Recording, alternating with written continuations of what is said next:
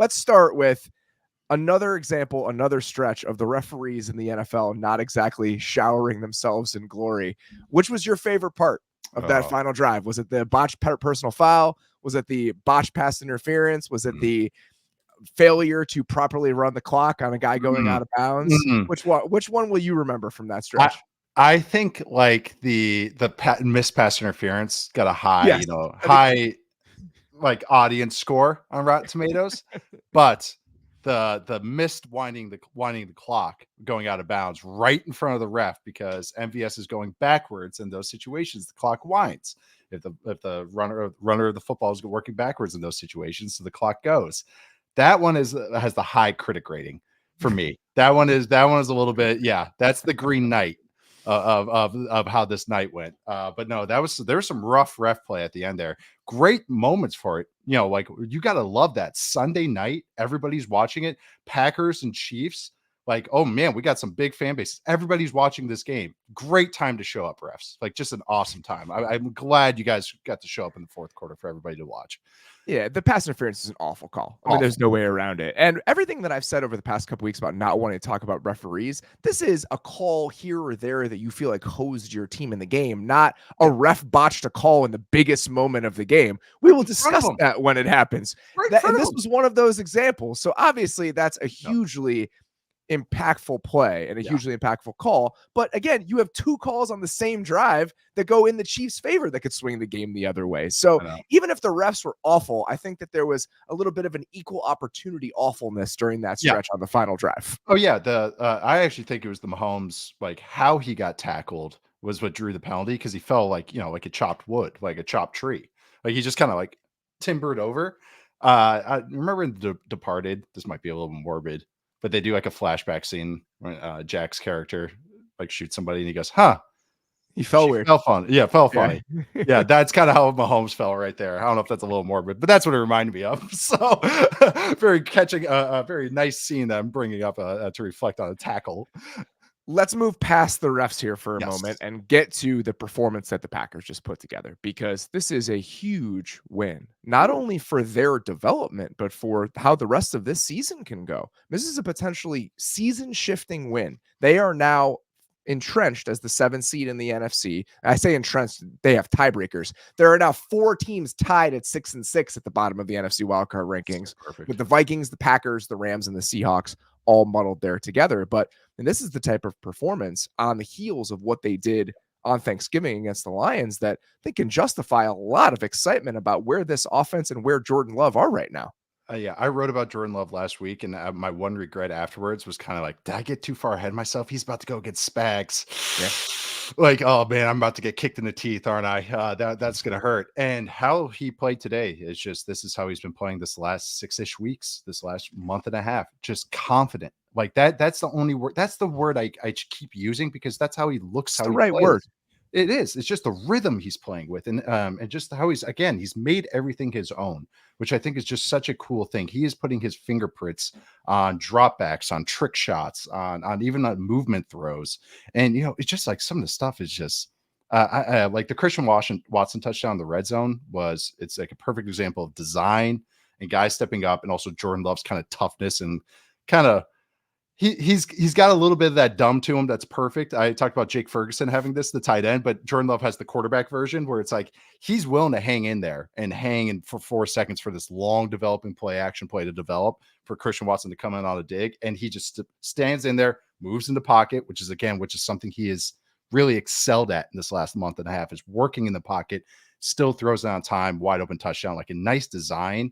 But also just Love opens it up because he's willing to stand in there, find his lane in the pocket, and deliver. He can throw everything. Like every throw is in his arsenal, which is, that's so interesting and so probably just exciting for this Packers team to work with as all the other young pieces are starting to step up and they're getting into a rhythm as well. This game checks every box for me because the first drive specifically, that's design and everything coming together. All of the movement throws, all of the play action, all of the kind of benders over the middle off of play action, him willing to stand in there and make throws. It's a combination of scheme and talent and the growth of the quarterback. And then you combine that with guys stepping up and making plays. I mean, that the second touchdown of Christian Watson, him even being willing to let that ball go, and then Watson going up and climbing the ladder and making that play. The combination of that, and then add in the running game. They were phenomenal running the football today. They had the second best rushing success rate of any team in the league after the Niners today.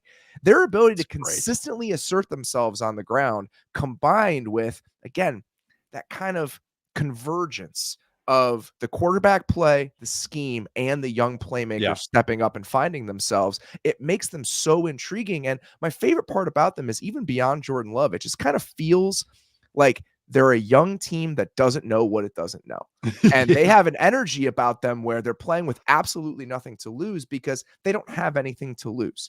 For as much as this season is important about accruing information about Jordan Love so you can make a decision potentially this offseason, this team spent very little money in the offseason. They consciously, and talking to people there even during training camp, they knew this was a let's wait and see sort of season. We're going to have some cap space next year. We're turning the page, and this is an evaluation season. And the evaluation is going very well, and they're winning in the meantime. And before the year, I think you and I both thought this was possible. Took a while to get here, but they eventually did get here. Yeah, this is what I was hoping to see. It's the design stuff's been there, but it was, and again, Justice Mosqueda, who runs the Packer SB Nation site, he kind of has made this joke how LaFleur would just be getting frustrated, going like, "Hey, I can't, like, it's not me," kind of saying it, but without saying that, going like, "It's the young guys messing up." But he's trying to be a very good job of taking care of his guys trying over that first 2 months good about it. He was trying to, like, that's why I'm trying to, like, joke about it. He was trying to be a good coach without trying to, like, I'm not trying to blame the young guys because they're young guys. But guess what? It's paying dividends. Look at Jaden Reed. Jaden Reed looks like a star. Like, he is like, Tavian Wicks had a great game today. If you've seen the trajectory of Wicks, made plays. How about Luke Musgrave going down, then Tucker Kraft just coming in, him playing positive ball as well. It's just all these young guys are stepping up. But Wicks is the best example of this staff and the personnel department for the Packers just kind of nailing some stuff. Is Wicks at Virginia went way downhill his last year at Virginia. So he kind of just, in that kind of offense that they ran, it was very simple. It was the Clemson stuff. You know, we watched with Trevor Lawrence and stuff, very simple offense. And he kind of, plateaued as a player. So, but they bet on the traits and look at the development. He's making plays week after week. And it's just, that's like a 6th-round pick. That's the time to bet on the traits. Oh, exactly. Same with Carl Brooks, the defensive lineman we talk about. Oh, the play that cracked me up was the Rashee Rice that was a fumble and they overturned it, which is something I'm going to talk about later in the Falcons game and Jets game, which was just unbelievable. No call there. But Valentine takes it to the house and you can see it's like, oh, it's a big, exciting moment, clinching the game. The entire Packers staff's on the sideline, just go down. I was like, that is perfect. Huge play, big moment. He is so excited, but there's the youth right there. Just like, he's like, oh, the entire staff just telling him to go down. It's just magical. But this is what like you said, they don't know what they don't know. And it's a lot of fun to watch right now because it's all these young players stepping up. For the Chiefs, a couple big injuries in this game. I think the Drew Schenkel going down early and Cochran having to slide in against a team that is using a ton of eye candy made an impact. Donovan Smith, play action every play. People slicing across the formation seemingly every play. I mean, so many things going on. It's the wrong time to be down to your, I don't know, let's call him a third string inside linebacker with Bolton out as well. So that's digging into the depth there, I think mattered. And also Donovan Smith going out. You saw the pass protection issues on those 2 red zone drives. Them coming away with field goals on those 2 drives had a huge role in swinging the game early on. And this game specifically, I think, is a reminder of what the Chiefs have been this year. The offense has been uneven. The offense has struggled to put up points in bunches. The defense has carried them. And tonight specifically, the defense could not carry them. The defense had an off night. The Packers offense played great, and the Chiefs end up losing this game. And I think it's a comment on how thin the margins have been for them in some of these games and how well the defense has played. And that is a change compared to what we're used to seeing with this team. And they're catching a team at the worst time. As this Packers team is starting to kind of add layers every week. This Chiefs team is still reconfiguring. And I mean, it's nice the last couple of weeks.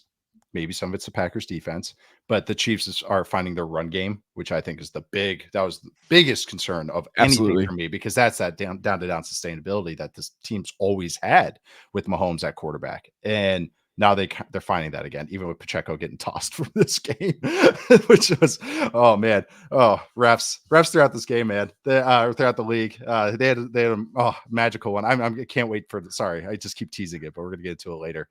But I do think they really need like a Juju, like really bad Juju Smith-Schuster, because yes, the Kelsey, the ad lib stuff, and they have the design plays to Rashee Rice, a lot of screens, a lot of underneath stuff, which is good for him because you can see how dynamic it is after the catch.